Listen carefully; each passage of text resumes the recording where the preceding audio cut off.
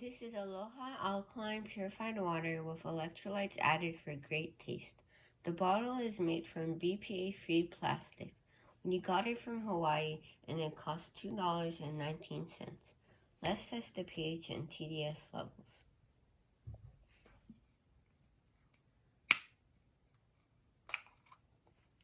Let's pour some water in.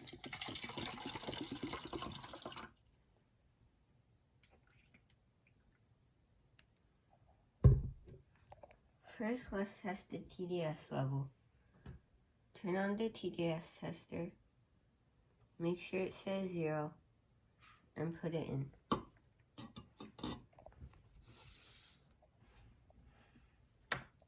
.45. That is microfiltered water. Now let's test the pH level. Do 2 to 3 drops. Let's stir it a little for a better result. I give this an 8.5. This is alkaline water.